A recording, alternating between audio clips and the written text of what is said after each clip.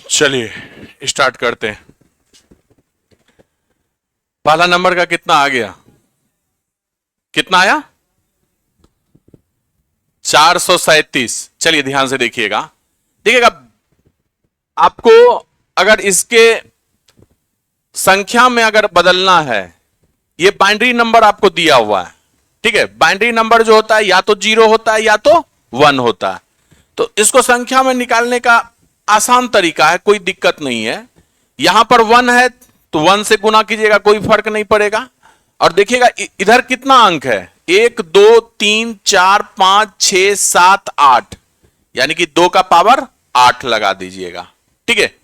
अब इस एक के लिए आप कीजिएगा प्लस 1 गुना 2 का पावर 7 हो जाएगा। ये 0 आपका 0 गुना 2 का पावर 6 हो जाएगा। उसी तरह से इस 1 के लिए क्या कीजिएगा आप, 1 गुने 2 का पावर 5 होगा। इस 1 के लिए क्या होगा, 1 गुने 2 का पावर 4 होगा। इस 0 के लिए आप कुछ नहीं कर सकते हैं, 2 का पावर 3 है ये, है ना। इस 1 के लिए 1 गुने 2 का पावर 2 है। इस 0 के लिए 0 गुने 2 का पावर 1 है। और इस 1 के लिए 1 गुने 2 का पावर 0 है। अब सबको जोड़ ना दीजिए, है कि नहीं? तो बताइएगा 2 का पावर 8 कितना होता है?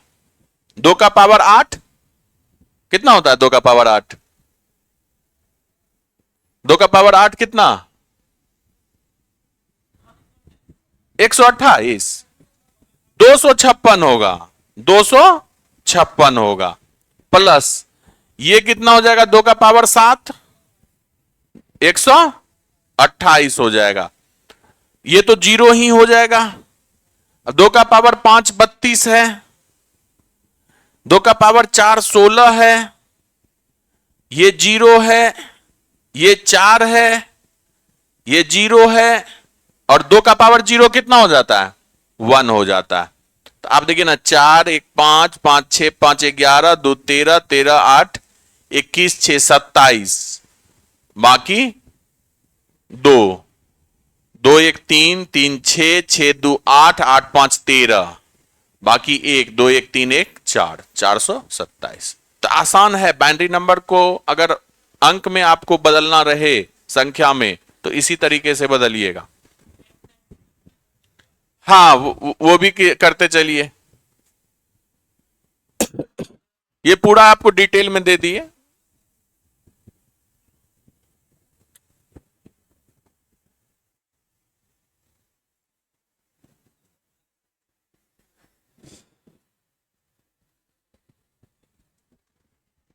जितना संख्या है 2 पर आप बिठाते चले जाइएगा, ठीक है। चलिए नेक्स्ट कर दें।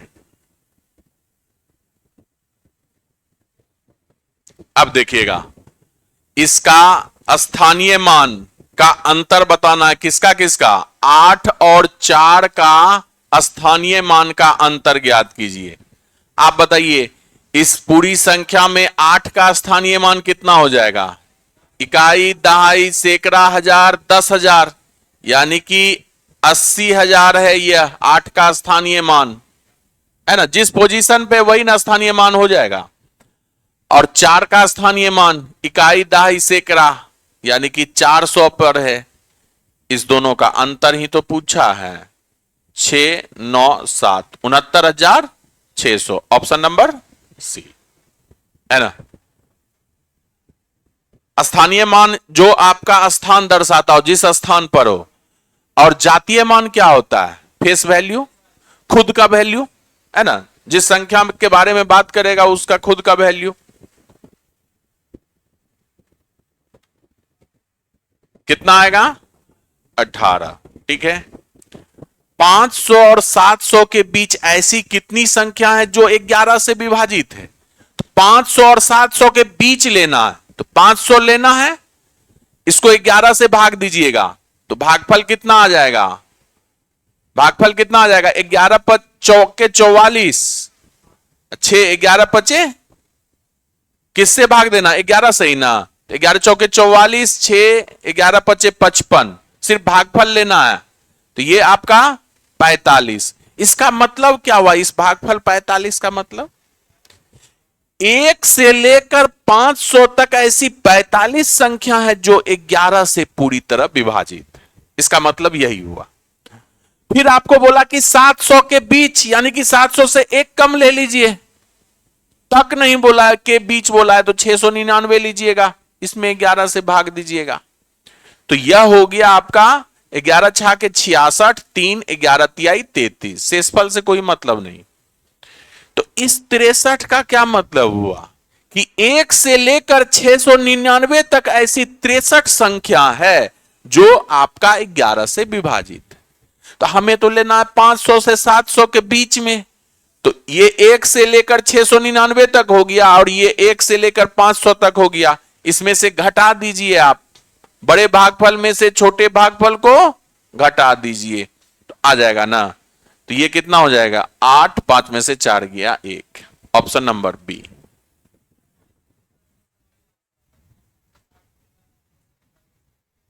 क्या चीज करते हैं? 11 से भाग दे देंगे। 200 में 11 से भाग देंगे तो 11 एकम 11, 9 11 88। हाँ, ये भी कर सकते हैं, लेकिन ये आपको पूरी तरह से इसमें आपका क्रिस्टल क्लियर समझ में आ जाएगा, है ना। अगर तक दिया रहेगा तब क्या कीजिएगा? बड़े भागफल में 1 जोड़ दीजिएगा, उसको तब छोटे भागफल को घटा दीजिएगा, है ना। तक अगर दिया रहे तो 500 से 700 तक, तो आप क्या कीजिएगा? बड़े भागफल में 1 जोड़ के छोटे भागफल को घटा दीजिएगा। इस तरह का भी सवाल आता है। इसका कितना आया? 39। किसी भी संख्या का पावर 0 कितना हो जाता है? 1 हो जाता है। प्लस 3 का पावर -2 है, तो इसको लिखते हैं ना 1 बटे में 3 का स्क्वायर। तो ये कितना हो गया? 1 बटे में 9 प्लस 3 का पावर -1 को क्या लिखते हैं आप? 1 बटा में 3 लिखते हैं। तो ये 1 बटा में 3 हो गया, और सभी के योग को गुना कर देते हैं 27 से। तो आप बताइए कि यहां पर आपका एलसीएम कितना हो गया? 27। 27 एकम 27 प्लस 3 अब प्लस 9 और गुना ये 27। 27 से 27 ये कट गया, इसको जोड़ दीजिए, कितना आ गया? 39 आ गया। ऑप्शन नंबर सी आपका सही।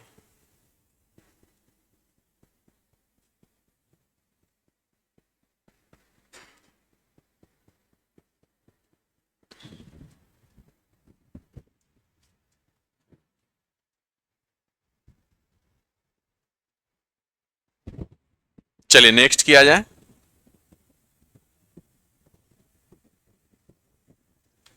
अब ध्यान से देखिएगा, 7 संतरे, 28 सेब और 42 आम के पेड़ों को पंक्ति में इस प्रकार लगाया जाना है कि प्रत्येक पंक्ति में केवल एक ही किस्म का पेड़ हो।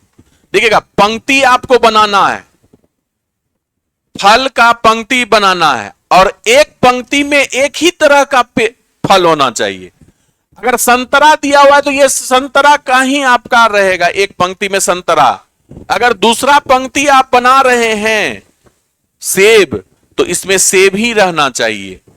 अगर कोई पंक्ति आम का बना रहे हैं तो इसमें सभी आम का ही पेड़ रहना चाहिए कि नहीं? तो कहता क्या है कि प्रत्येक पंक्ति में केवल एक ही किस्म के पेड़ हो सकते हैं, यानी कि एक पंक्ति में या तो आम रहेगा, या तो सेब रहेगा, या तो संतरा रहेगा। मिक्स करके आप नहीं लगा सकते हैं। पेड़ों की संख्या समान है, हर पंक्ति में पेड़ की संख्या कितना है? समान है, समान समान संख्या लिया गया। तो इस प्रकार लगाए गए पेड़ की पंक्ति की न्यूनतम संख्या ज्ञात कीजिए। न्यूनतम संख्या, है ना। किसका न्यूनतम संख्या? पेड़ की पंक्ति का न्यूनतम संख्या। तो न्यूनतम पेड़ की पंक्ति करने के लिए आपको एक पंक्ति में ज्यादा से ज्यादा पेड़ लगाना पड़ेगा, और ज्यादा से ज्यादा के लिए आप क्या निकालते हैं, एचसीएफ निकालते हैं। तो दिए गए पेड़ का एचसीएफ 7 गो संतरा, 28 गो सेब, अब 42 गो आम, इसका एचसीएफ कितना हो गया, 7 हो गया। ये 7 जो है एक पंक्ति में मैक्सिमम 7 पेड़ रहेगा। मैक्सिमम कितना पेड़, 7 पेड़ रहेगा। आपको पंक्ति की संख्या निकालना है। आप बताइए, संतरा का 7 गो टोटल पेड़ है और एक पंक्ति में 7 गो पेड़ ही रखना है, तो काय गो पंक्ति बना, एक पंक्ति बना। सेब का टोटल 28 सेब है और एक पंक्ति में 7 ही सेब रखना है, तो 28/7 यानी कि 4 पंक्ति बना। और उस तरह से 42 गो आम का पेड़ है, एक पंक्ति में 7 ही पेड़ रखना है, तो आम के पंक्ति की संख्या कितना, 6। तो टोटल पंक्ति कितना हो गया, 6 4 10 1 11 हो गया। ऑप्शन नंबर सी। एचसीएफ जो आएगा वह आपका क्या निकला, एक पंक्ति में पेड़ की संख्या, वही आपका एचसीएफ। इसी सवाल में पूछ देता कि आपसे आम के पेड़ का कितना पंक्ति, तो 6 गो पंक्ति है ना।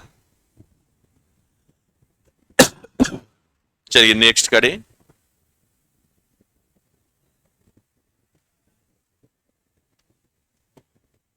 देखिएगा कितना आया, 41। एक कक्षा में 2 सेक्शन है, ए और बी, 2 सेक्शन वाला कक्षा है, एक ए है एक बी है, ठीक है, जिसमें विद्यार्थी की संख्या क्रमशः 40 और 50 है। सेक्शन ए में विद्यार्थी की संख्या 40 है, सेक्शन बी में विद्यार्थी की संख्या 50 है। यदि सेक्शन ए के विद्यार्थी का औसत वजन 36 केजी है, सेक्शन ए में यानी कि 40 विद्यार्थी का औसत वजन कितना है, 36 केजी है, और सेक्शन बी में जितने भी विद्यार्थी हैं उसका औसत वजन 45 केजी है, यानी कि 50 व्यक्ति का औसत वजन जो है वह कितना केजी है, 45 केजी। तो दोनों सेक्शन को मिलाकर कक्षा का टोटल औसत वजन निकालना है, यानी कि ये बीच वाला पार्ट निकालना है ना। आप बताइए कि ये अगर आप रेशियो में यहां देखिएगा तो ये आपका रेशियो 4:5 में आएगा कि नहीं। यह जो रेशियो आएगा कक्षा सेक्शन ए में विद्यार्थी की संख्या और सेक्शन बी में विद्यार्थी की संख्या का आएगा। आप बताइए, इस दोनों के बीच का अंतर ही ना ये आपका अनुपात आता है। तो 45 में से 36 चला गया, अंतर कितना हुआ, 9 का अंतर हुआ। 9 का अंतर है, यही 4:5 में आएगा। तो 4-5 मिला के भी 9 हो रहा है, तो एक्चुअल में यही अनुपात रह जाएगा आपका। तो ये 4-5 के अनुपात में 45 में से क्या घटाइएगा कि 4 आ जाए, और इसमें से क्या घटाइएगा 36 कि ये 5 आ जाए। तो यहां से आपका क्या आ जाएगा 41। 45 में से 41 घटाइएगा तो 4, और 41 में से 36 घटाइएगा तो 5 आ जाएगा। ऑप्शन नंबर बी आपका सही।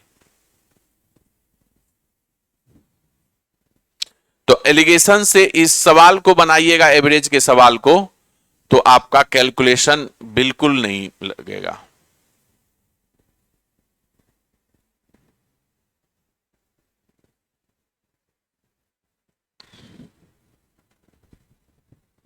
चलिए नेक्स्ट किया जाए। कितना आया,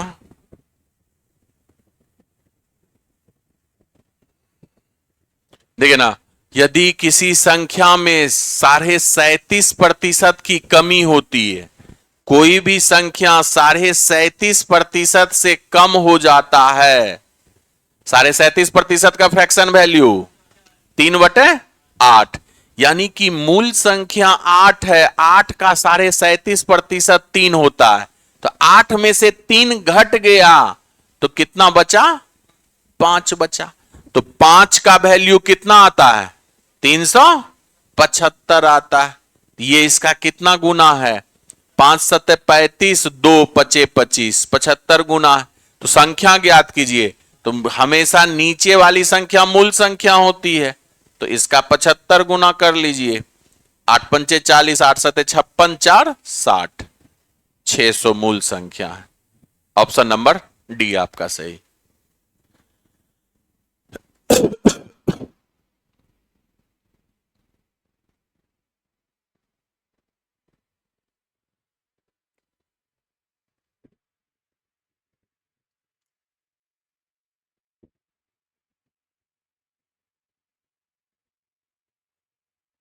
क्लियर है? चलिए नेक्स्ट करेंगे। देखिएगा कितना आया, 34 40। ए और बी दोनों के वेतन का योग आपको दिया हुआ है 4300 रुपया। ए के बारे में बोला है वेतन का 95% खर्च कर देता है।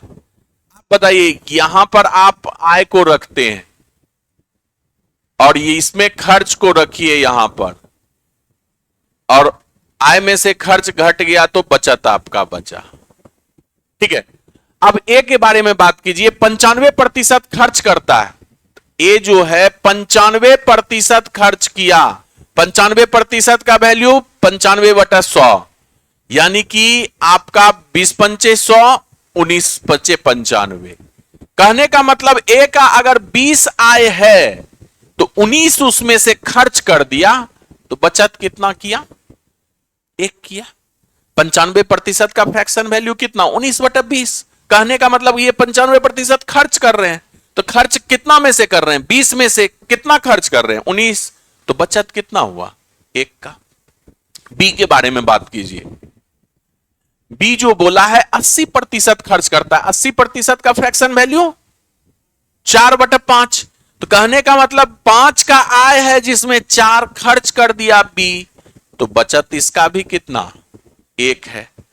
यदि उनकी बचत की राशि समान है तो अनुपात में भी देखिए बचत उसका समान है। समान है कि नहीं? 1-1, दोनों का बचत समान है। तो ए का वेतन कितना है? आपको एक्चुअल डाटा क्या दिया हुआ है? 4300 ए और बी का कुल योग वेतन का, आय का। तो आप बताइए ए और बी का कुल योग कितना है? यहां पर 25 है। 25 यूनिट कितने के बराबर? 4300 के बराबर। तो ये इसका कितना गुना? 4 से कीजिएगा, 4 या 12, 4 चौके 16, 1 17, 172 गुना है। तो यानी कि आपसे क्या पूछा है? ए का वेतन, ए का वेतन कितना है? 20 है। तो 20 का कितना गुना ले लीजिएगा? 172 गुना ले लीजिएगा। तो कितना हो गया? 2 दूना 4, 7 दूना 14, 2 एकम 2 1 3, और 1 0 बिठा दीजिएगा। 34 40, ऑप्शन नंबर सी। क्या इतना ही आया था? चलिए बहुत अच्छा।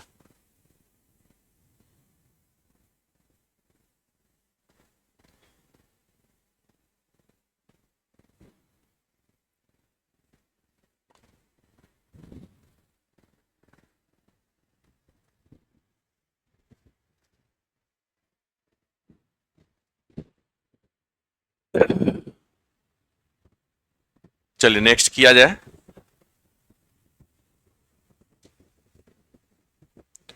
अब ध्यान से देखिएगा। चावल के मूल्य में 25% की वृद्धि हुई। एक परिवार को अपना खर्च पूर्ववत रखने के लिए, यानी कि वृद्धि भले ही मूल्य में हो गया, लेकिन वह कहा क्या कि हम पहले जितना खर्च करते थे अब भी उतना ही खर्च करेंगे।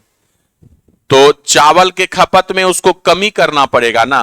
तो कितने प्रतिशत का कमी करना चाहिए? आप बताइए कि पहले उसका खर्च 100 था, एक्सपेंडिचर जो था 100 था। अब अगर मूल्य में 25% का वृद्धि हो गया तो मूल्य के हिसाब से तो उसको 125 रुपया खर्च करना पड़ेगा। लेकिन वह क्या बोला? हम 125 रुपया खर्च नहीं करेंगे, हम 100 रुपया ही खर्च करेंगे। 100 रुपया खर्च करेगा तो उसको तो अब कम चावल मिलेगा ना। हा? तो कितना 100 पर जाने के लिए उसको कितना कम करना पड़ेगा? -25, है ना। तो यानी कि कीमत का उल्टा क्या होता है? खपत होता है, तो खपत में कमी कितना करना पड़ा, 25 बटे में 125 अगुना 100, है ना।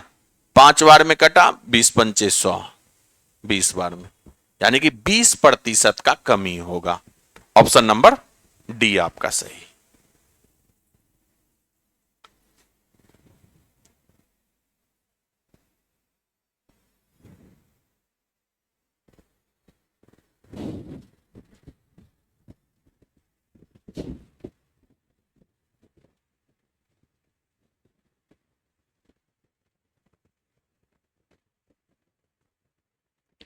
यूपीएससी सीडीएस में लॉग का सवाल पूछा है 2025 का जो आया है, हम देखे सवाल को देखे।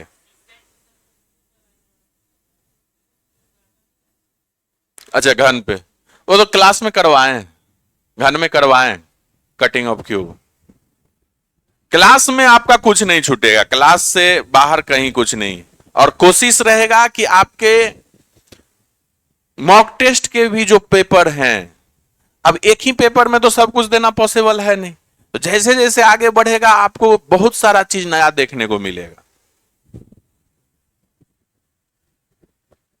ये लगातार अगर करते रह गए ना तो फिर आपको किसी भी एग्जाम में दिक्कत नहीं आएगी।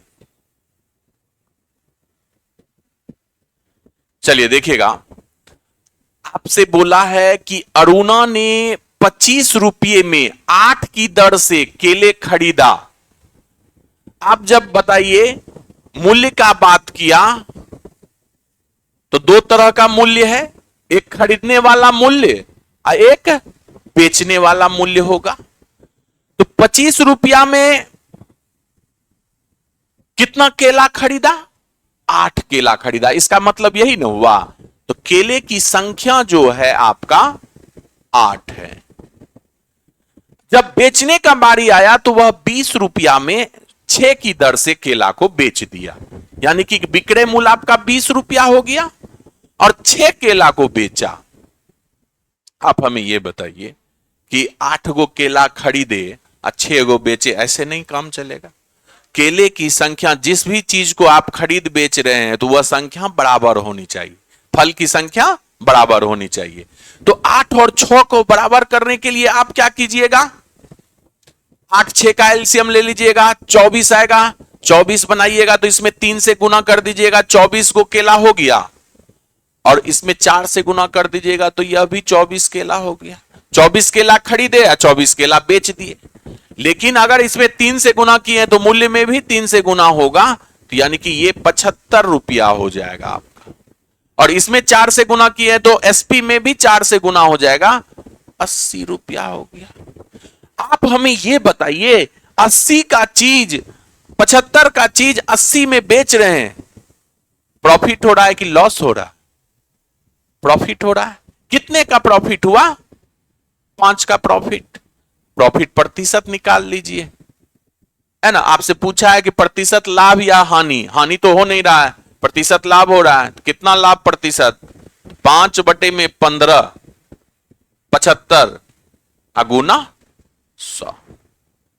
15 पचे 75, 1 बटे 15 कितना हो जाएगा, 6.2 बटे 3। नहीं तो और तोड़ने का मन है तो कर दीजिए। जिनको बेसिक फ्रैक्शन याद होगा 1 बटे 15 डायरेक्ट मारेंगे, 6.2 बटे 3, तो कुछ ना कुछ सेकेंड तो आपका बचेगा।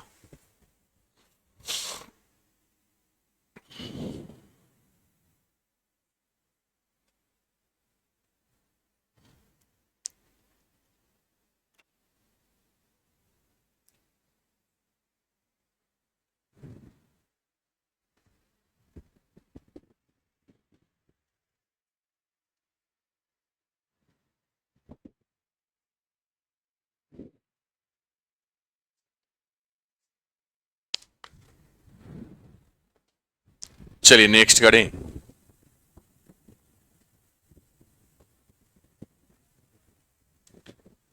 क्या हुआ, लाभ हो गया, किसी को हानि भी हुआ? नहीं, लाभ ही हुआ। कितना प्रतिशत, 15 का। चलिए देख लेते हैं। एक डीलर ने अपने माल का 3/5 भाग 25% के लाभ पर और शेष मूल्य पर ही बेच दिया, यानी कि जितना क्रय मूल्य था उसी पर बेच दिया, शेष क्रय मूल्य पर ही बेच दिया। इससे पूरे समव्यवहार में उसे प्रतिशत हानि या लाभ हुआ यह ज्ञात करना है। पूरे लेन देन में क्या हुआ उसे, लाभ प्रतिशत या हानि प्रतिशत। तो आपसे 3/5 भाग का मतलब क्या हुआ कि 5 अगर टोटल आपके पास माल है तो 3 माल को आप 25% के लाभ पर बेच दिए। तो जब भी लाभ या हानि प्रतिशत पर बेचते हैं ना, तो आप 100 से गुना करके आप मान लीजिए। तो आप मान लीजिए कि आपके पास टोटल वस्तु 500 वस्तु है, 500 माल है, और उस 500 माल का 500 रुपया कीमत। जितना वस्तु उतना कीमत, आपका कैलकुलेशन करने में और आसान हो जाएगा। 500 में 3/5 भाग कितना हो जाएगा इसका, आप बताइए। तो 300 हो जाएगा ना, 300 वस्तु हो गया, अब 300 वस्तु का कीमत कितना हो गया, क्रय मूल्य 300 हो गया। शेष जो आपके पास बचा, कितना वस्तु बचा, 200 वस्तु बचा, और 200 वस्तु का मूल्य कितना है, 200 रुपया। आप 3/5 भाग को किस लाभ पर बेच रहे हैं, 25% के लाभ पर बेचे, 25% के लाभ पर बेच दिए, यानी कि 375 में बेचे, बेचे कि नहीं। और शेष माल को आप कितना में बेच दिए, उसके क्रय मूल्य पर ही बेच दिए, यानी कि 200 पर ही बेच दिए। तो कुल विक्रय मूल्य कितना हो गया आपका 575, और क्रय मूल्य आपका कितना था 500 था।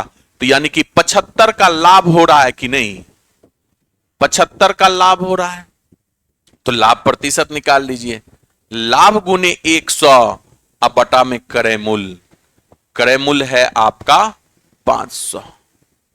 इस तरह से बनाइएगा, कहीं कोई कैलकुलेशन नहीं आएगा आपका। ऑप्शन नंबर बी आपका सही।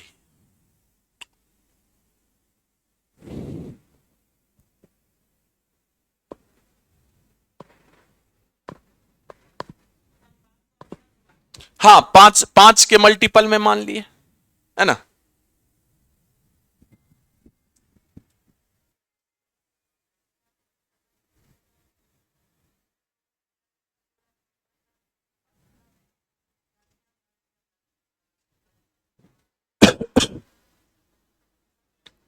चलिए नेक्स्ट किया जाए।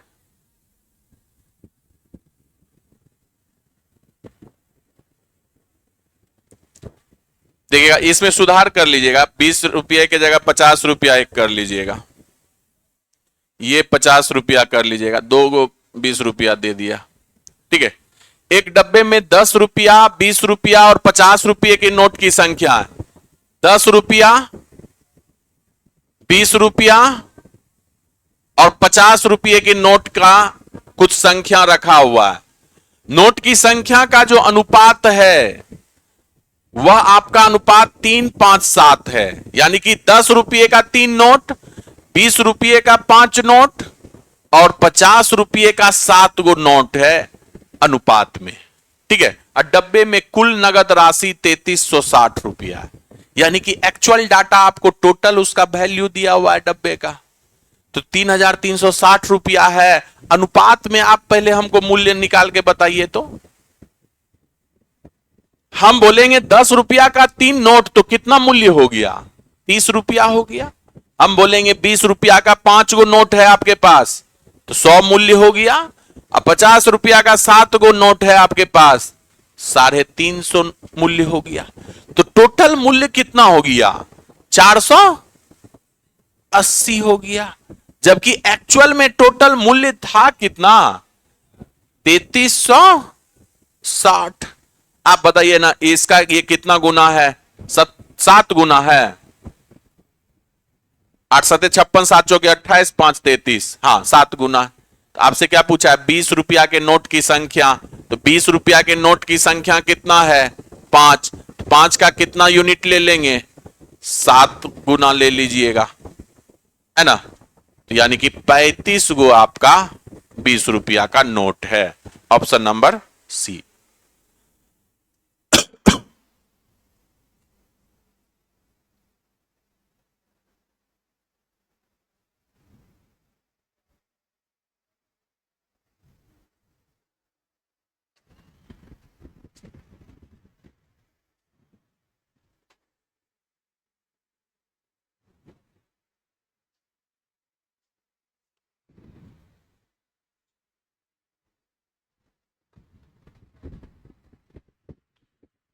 चलिए नेक्स्ट करेंगे।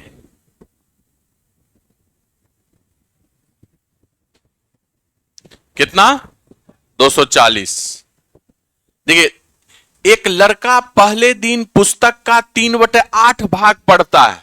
इसका कहने का मतलब क्या हुआ कि पुस्तक में टोटल 8 अगर पेज है तो उसमें से 3 पेज पहले दिन पढ़ लिया। दूसरे दिन शेष बचे भाग का 4/5 भाग पढ़ता है। कहने का मतलब कि दूसरे दिन के लिए जो अब शेष बचा हुआ था, अगर 5 शेष था तो उसमें से 4 भाग पढ़ लिया। यदि 30 पृष्ठ अपठित रहा, यानी कि 2 दिन के बाद अभी भी उसके पास 30 पेज जो है पढ़ने के लिए बाकी है, तो पुस्तक में पृष्ठ की कुल संख्या ज्ञात कीजिए।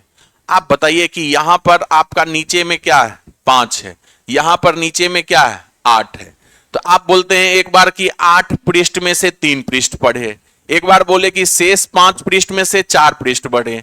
तो आप ऐसा कीजिए ना कि 8 5 का एलसीएम मान लीजिए, आप पृष्ठ की संख्या मान लीजिए कि 40 है टोटल आपके पास।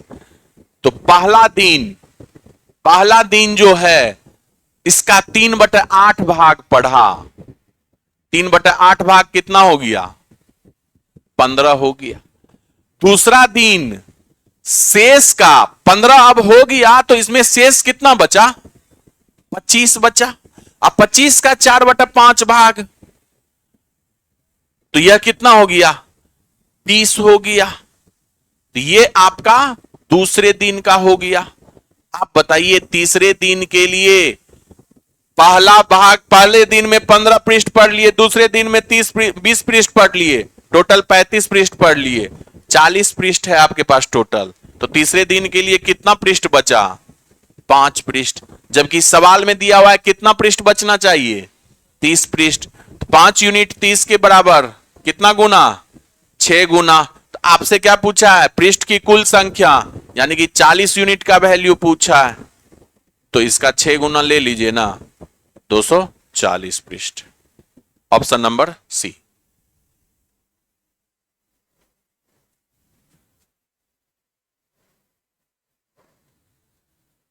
एक्स वगैरह नहीं न मानते हैं?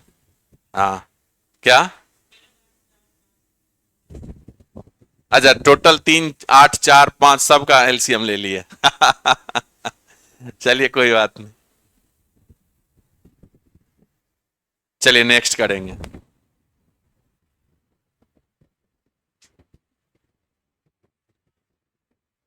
देखिएगा, ए बी और सी संयुक्त रूप से एक व्यापार शुरू करता है। ठीक है, ये साझेदार का सवाल लग रहा है। ए का पूंजी का 2 गुना और बी के पूंजी का 3 गुना आपस में बराबर है। ए के पूंजी का 2 गुना तो 2A ले लीजिए, और बी के पूंजी का 3 गुना तो 3B ले लीजिए। ये आपस में क्या है? बराबर है। तो यहां से ए और बी के पूंजी निवेश का रेशियो निकल जाएगा कि नहीं? कितना निवेश हो जाएगा? 3 और 2 का, यही ना होगा? आपसे बोला है कि बी की पूंजी सी की पूंजी का 4 गुना है। बी का पूंजी सी के पूंजी का 4 गुना। सी अगर 1 है तो बी कितना? 4 है। आप यहां बताइए ना, बी का पूंजी 2 दिख रहा है अनुपात में, इस अनुपात में बी का पूंजी 4 दिख रहा है। दोनों जगह बी है तो समान होना चाहिए ना। तो 2 और 4 को बराबर कीजिए। बराबर करने के लिए आप इसमें 2 से गुना कर दीजिए, है ना? तो इसमें भी 2 से गुना करना पड़ेगा। तो ए बी और सी के पूंजी का निवेश आपका अनुपात निकल गया। तो कितना हो गया? 6 4 1, है ना? यदि कुल वार्षिक लाभ, यानी कि 1 वर्ष का लाभ, यानी कि तीनों व्यक्ति 1 वर्ष तक रहा है और 2,97,000 रुपया है, तो लाभ जो है आपका पूंजी के अनुपात में ही बटेगा। काहे कि सभी समान समय के लिए रहा है, वर्ष के अंत तक। सरल साझेदारी जिसको बोलते हैं। अगर सभी एक समान समय के लिए साझेदारी में रहे तो उसको सरल साझेदारी बोलते हैं, और असमान समय के लिए रहे तो उसको मिश्रित साझेदारी कहते हैं। तो यहां पर तो जिस अनुपात में पूंजी है उसी अनुपात में आपका लाभ भी होगा। पूंजी बराबर लाभ। तो आप बताइए ना कि यहां टोटल लाभ कितना दिख रहा है? 6 4 10 1 11, जबकि सवाल में दिया हुआ है कितना, 2,97,000। ये इसका कितना गुना, 11 दूना 22, 27,000 गुना आपसे पूछा है बी का हिस्सा, यानी कि 4 यूनिट का वैल्यू, इसका 27,000 ले लीजिए ना। तो 7 चौके 28, 4 दूना 8, 2 10, 10 8 पर 3 जीरो, 108 पर 3 जीरो, ऑप्शन नंबर बी। सी मत मारिएगा धोखे में, वहां 88 है। कोई सी भी मारे थे, हम समझ रहे थे।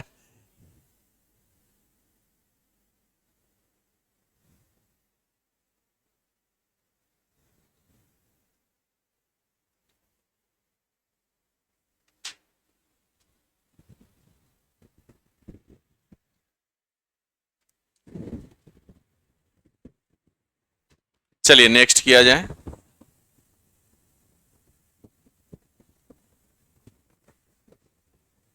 कितने प्रतिशत की वार्षिक साधारण ब्याज दर पर कोई राशि 10 वर्ष में दोगुना हो जाएगा?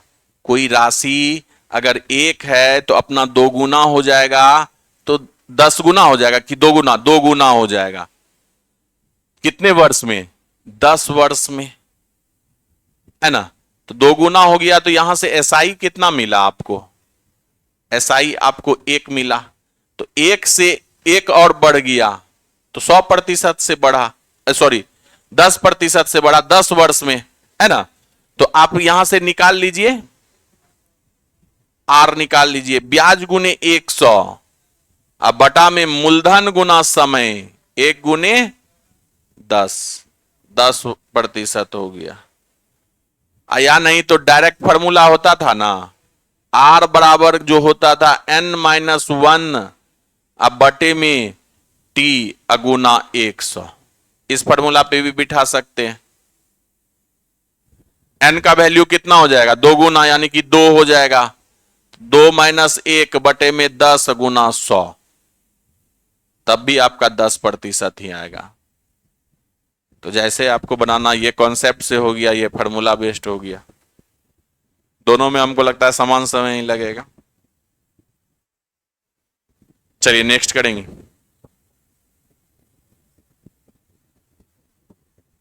देखिए ना, एक धनराशि चक्रवृद्धि ब्याज की निश्चित दर पर 3 वर्ष में स्वयं का 8 गुना हो जाता है। यानी कि मूलधन 1 है तो मिश्रधन कितना हो गया? 8 हो गया, है ना। जबकि ब्याज की गणना वार्षिक चक्रवृद्धि आधार पर की जाती है, तो ब्याज का दर ज्ञात कीजिए। तो अब देखिए, ये 3 वर्ष के लिए बोला है ना। मूलधन और मिश्रधन दिया हुआ है, दर निकालना हो, समय 3 वर्ष दिया रहे, तो आप क्या कीजिए, इसका क्यूब रूट ले लीजिए। समय 2 वर्ष रहता तो इसका स्क्वायर रूट ले लेते, समय 4 वर्ष रहता तो इसका 4th रूट ले लेते, है ना। तो 1 का क्यूब रूट कितना? 1। 8 का क्यूब रूट कितना? 2। 1 से 2 हो गया, यानी कि कितना प्रतिशत से बढ़ गया? 100% से बढ़ गया। ऑप्शन नंबर बी आपका। आंकड़े अपर्याप्त नहीं होगा, ऑप्शन बी आपका सही।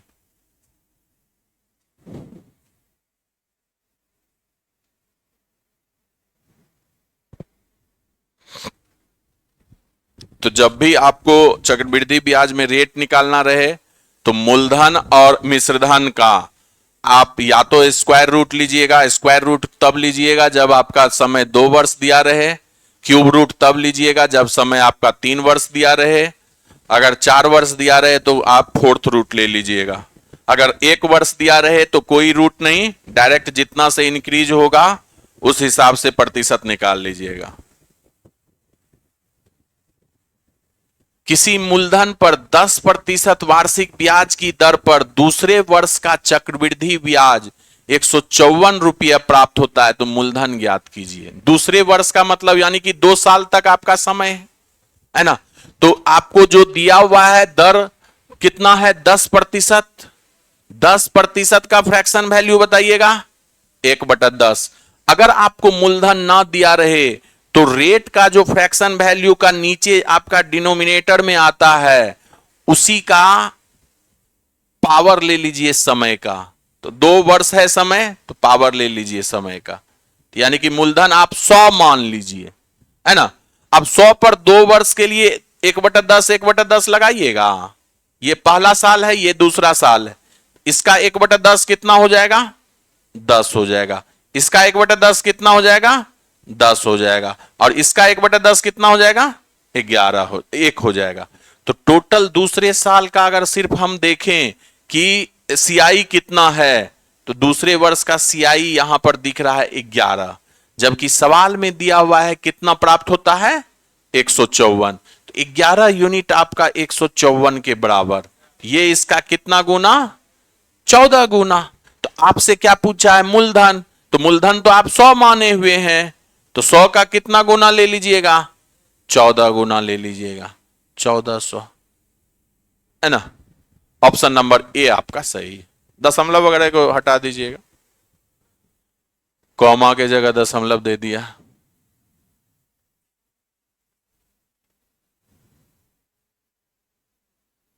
तो अगर चक्रवृद्धि ब्याज में अगर दर दिया रहे, मूलधन पता नहीं रहे, तो ट्री बनाने के लिए आप दर के डिनोमिनेटर में पावर चढ़ा दीजिएगा समय का, उतना ही आप मूलधन मान के क्वेश्चन सॉल्व करेंगे।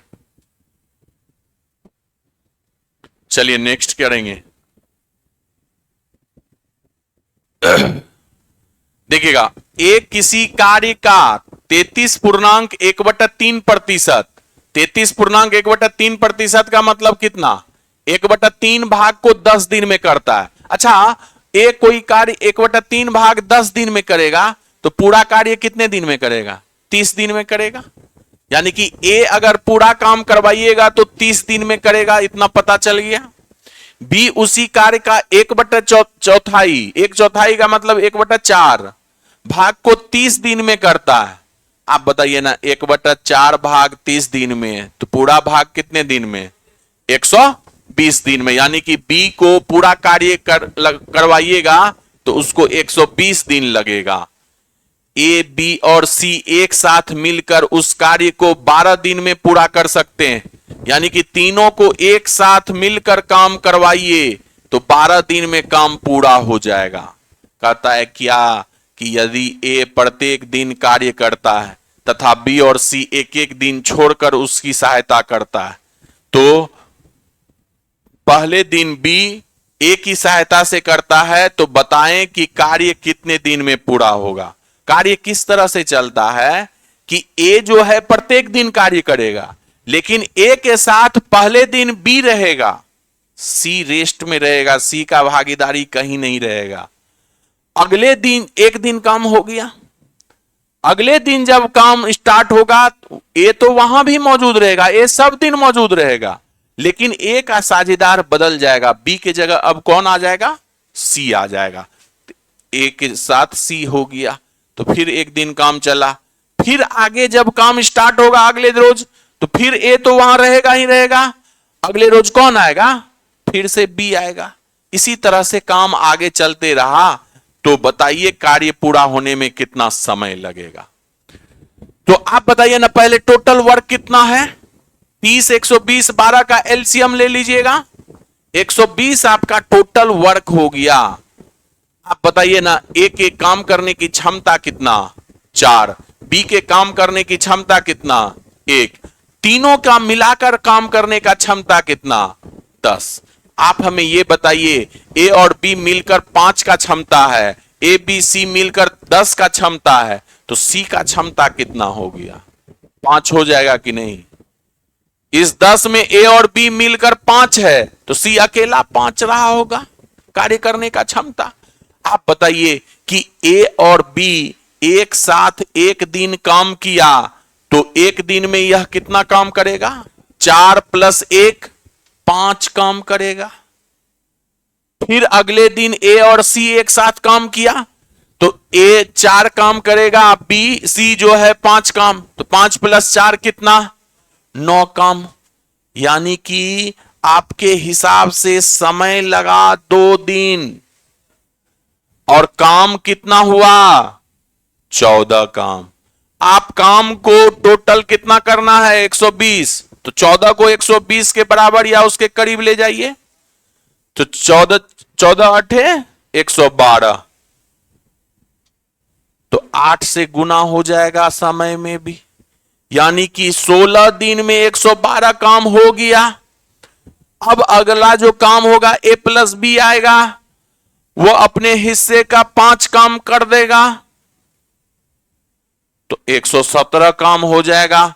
और एक दिन ए प्लस बी करेगा, ए प्लस बी करेगा एक दिन, है ना, तो टोटल 17 दिन हो गया। अब किसकी बारी, ए और सी का। वो अगर एक दिन काम करेगा तो 9 काम करेगा, लेकिन आपको 9 काम तो नहीं करवाना, आपको 3 काम करवाना है ना, तो 3 ही काम करवा के काम खत्म कीजिए, 120 काम। तो आप बताइए कि 9 काम एक दिन में, तो 3 काम कितने दिन में, 1/3 दिन में, यानी कि 1/3 दिन ही इसको लगेगा, तो 17.1/3 दिन आपका टोटल समय हो जाएगा। ऑप्शन नंबर सी, है ना। तो टाइम एंड वर्क का ये अच्छा सवाल था।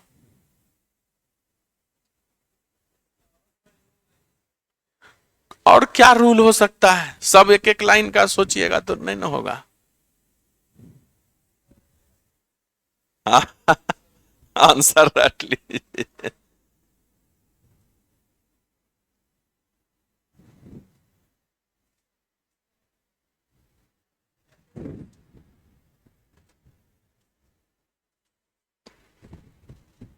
आगे बढ़ा जाए।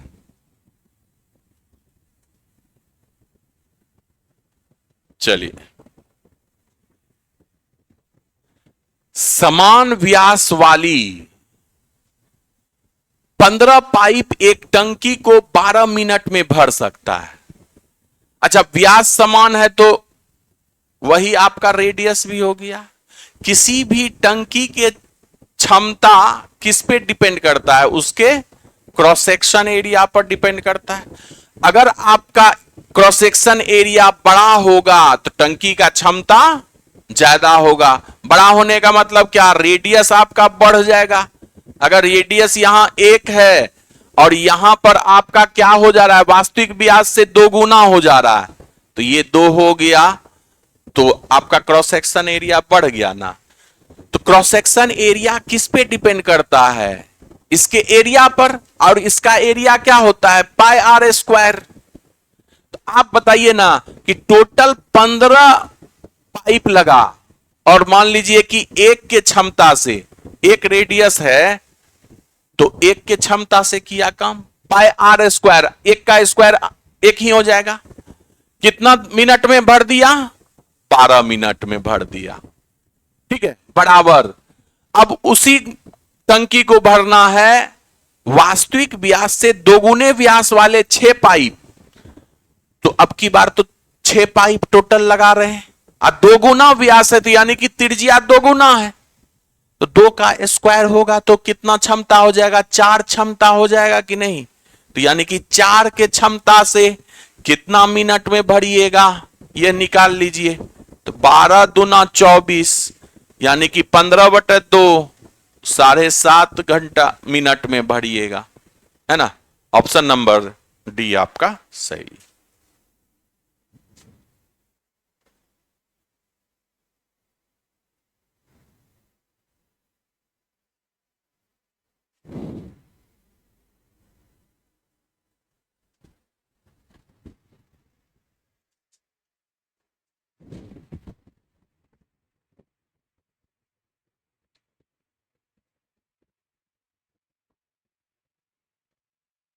चलिए नेक्स्ट किया जाए।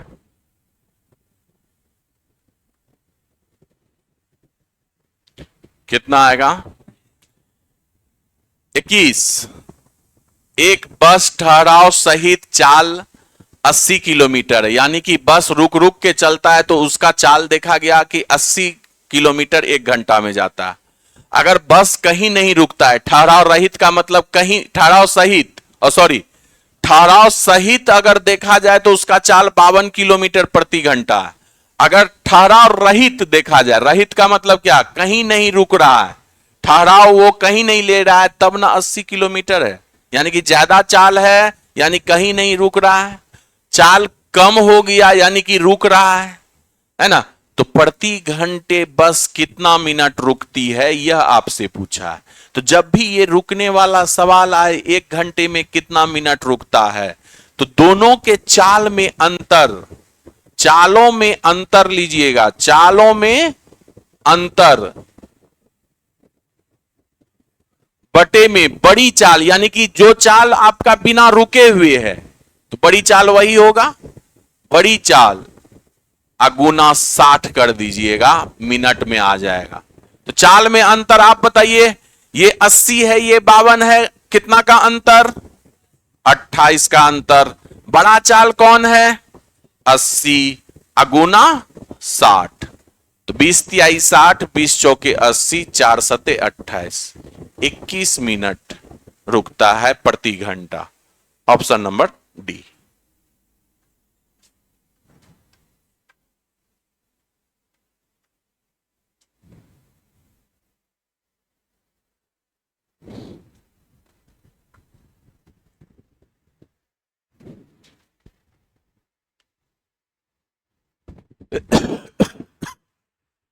चलिए नेक्स्ट करेंगे। इसका तो सीधे बोलिएगा ना, a प्लस बी का whole square minus a minus B का होल स्क्वायर बराबर होता है 4ab। अब बटे में यहां पर अगर ये a है ये b है तो नीचे में आ गया 2ab, ab से ab कट गया, ये 2 बार में कितना आंसर आ गया? 2 आ गया, है ना। तो हमेशा याद रखिएगा, पहले भी एक दिन चर्चा कर चुके हैं, a प्लस बी का whole square minus a minus B का होल स्क्वायर बराबर जब देखिएगा तो वो 4ab के बराबर आएगा। नीचे में देखिए 2ab है तो 2ab, ab कट गया तो 2 आंसर आ गया बिना कुछ यूज किए हुए।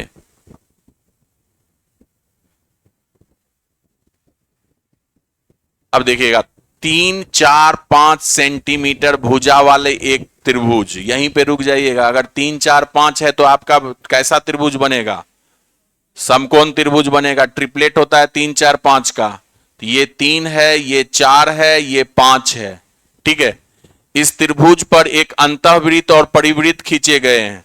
तो एक अंतःवृत्त है जो कि तीनों भुजा से टच होकर गुजरेगा, एक परिवृत्त है जो तीनों वृत्त के शीर्ष से होकर गुजरेगा, है ना। मान लीजिएगा वो वृत्त है। इस प्रकार निर्मित अंतःवृत्त और परिवृत्त के त्रिज्याओं का अनुपात क्या होगा? आपका अंतःवृत्त होता है समकोण त्रिभुज में, अंतःवृत्त का फॉर्मूला क्या होता है कि a plus B minus C, यानी कि p plus B minus H. तो 3 प्लस 4 माइनस 5, है ना। अब बटे में 2, तो ये कितना हो गया? 1 हो गया। और परिवृत्त का त्रिज्या बड़ी आर जो होता है वह कर्ण का आधा होता है, यानी कि कर्ण के मिड पॉइंट पे होता है परिवृत्त का त्रिज्या। तो कर्ण कितना है? 5 है, 5 का आधा कितना हो गया? 2.5 हो गया। यानी कि 1 अनुपात 2.5, 2.5 का दशमलव उड़ाइएगा तो 25 25, 5 दूना 10, तो यह कितना हो जाएगा? 2 इंटू 5, 2:5 हो जाएगा, है ना। ऑप्शन नंबर बी आपका सही।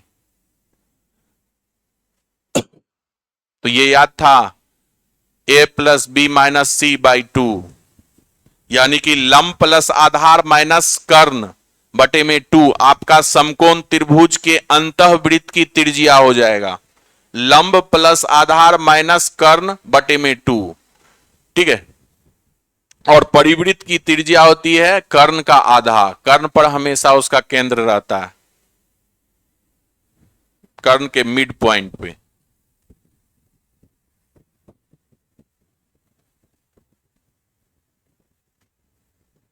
चलिए नेक्स्ट किया जाए।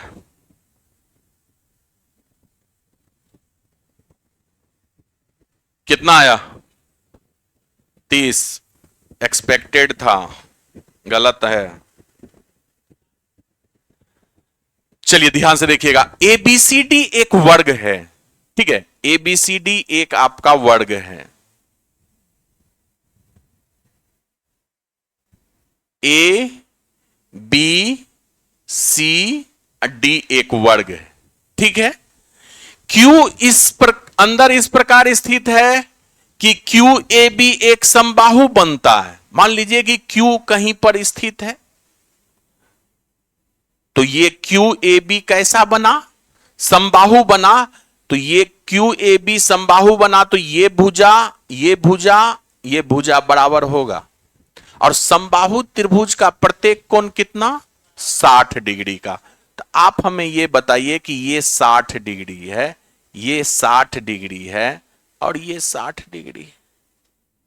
हमें ये बताइए कि वर्ग के प्रत्येक शीर्ष पर कितने का कोण बनता है, 90 डिग्री का कोण बनता है, इसमें कहीं कोई शंका नहीं। तो अगर ये 60 है तो इधर कितना बनना चाहिए, 30 बनना चाहिए। बिल्कुल सही बात। आपसे क्या पूछा है, एंगल QCB, तो QCB बनाइए। तो QCB ये बना लिए। आप बताइए QCB यानी कि यह एंगल पूछा है, तो आप तो सीधे ये 30 कर दिए, ये 30 कर दिए, है ना। लेकिन आप सोचे कि यह भुजा जब वर्ग के इस भुजा के बराबर है, तो यह भुजा वर्ग के इस भुजा के भी बराबर होगा। तो यह कैसा आइसोसेलेस ट्रायंगल हो गया, दो भुजा आपस में बराबर, तो उसके आमने सामने का कोण बराबर। तो इसके सामने का कोण कौन सा, यह, और इसके सामने का कोण कौन सा, यह। त्रिभुज QCB में देखिएगा, एक कोण अगर 30 है तो ये दोनों कोण मिलाकर कितना, 150। तो 150 का आधा आधा ना हो जाएगा, काहे कि बराबर बराबर कोण बनेगा, ये कोण और ये कोण बराबर बराबर। तो ये 75, तो ये भी 75। यही ना आपका आंसर है, 75 डिग्री होगा। ऑप्शन नंबर सी आपका सही है ना।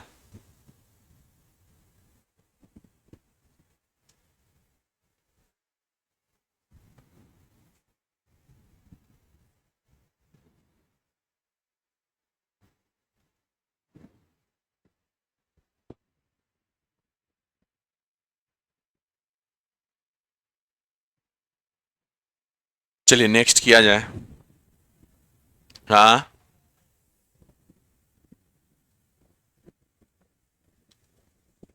कितना आया, 27। चलिए, 10.5 सेंटीमीटर त्रिज्या वाले एक धातु के गोले को पिघलाकर प्रत्येक 3.5 सेंटीमीटर त्रिज्या वाले छोटे गोले में ढाला जाता है। जब भी आकृति को ढालेंगे, पिघलाएंगे, तो उसके वॉल्यूम पर कोई प्रभाव नहीं पड़ता है। तो एक धातु का गोला है जिसका त्रिज्या 10.5 सेंटीमीटर है, तो एक गोले का त्रिज्या ये आयतन कितना हो जाएगा, 4/3 pi r cube, pi r cube. R आपका कितना है, 10.5। 10.5 को दशमलव उड़ाइएगा तो बटे में 10, ये कितनी बार, 3 बार, है ना। पाई आर क्यूब कर दिए, 4/3 पाई आर क्यूब। ये आयतन बराबर होगा, छोटा छोटा गोली बनाए और एक गोली का त्रिज्या कितना, 3.5 सेंटीमीटर। तो एक गोली का आयतन कितना, 4/3 pi r cube. Are cube का मतलब क्या, 35/10 गुने 35/10 गुने 35/10। तो आपका क्या हो गया, और ऐसा ऐसा कितना गोली बनाए, n गोली बनाए, तो n का संख्या ही तो निकालना है।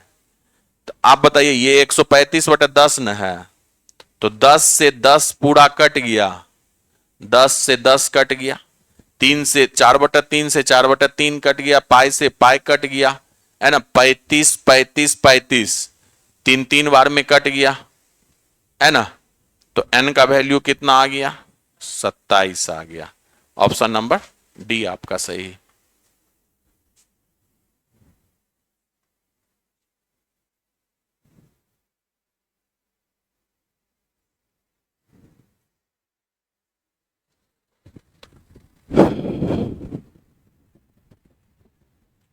क्लियर है। चलिए एक लास्ट सवाल आपका, कितना आया, 5। बहुत अच्छा। देखिए ना, 2 sine square theta plus 3 cos square theta का कौन सा मान पूछा है, न्यूनतम मान पूछा है, मिनिमम मान पूछा है। आप हमें यह बताइए कि पहले sine square theta plus cos square theta बराबर क्या होता है? ये 1 होता है कि नहीं? ठीक है, 1 होता है। इसको आप लिख सकते हैं 2 साइन स्क्वायर थीटा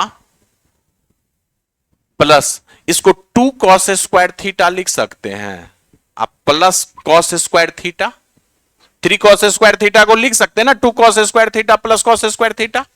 आप बताइए कि यहां से यहां तक का वैल्यू कितना हो जाएगा? कितना होगा? 2 होगा। 2 कॉमन लीजिएगा, sine square theta plus cos square theta 1 होगा, तो यानी कि 2 हो गया। प्लस आप बताइए कॉस का न्यूनतम मान कितना होता है? 0। अधिकतम मान 1 होता है ना? तो न्यूनतम मान 0 हुआ तो यह आपका 0 ना होगा। तो 2 प्लस 0 कितना हो गया?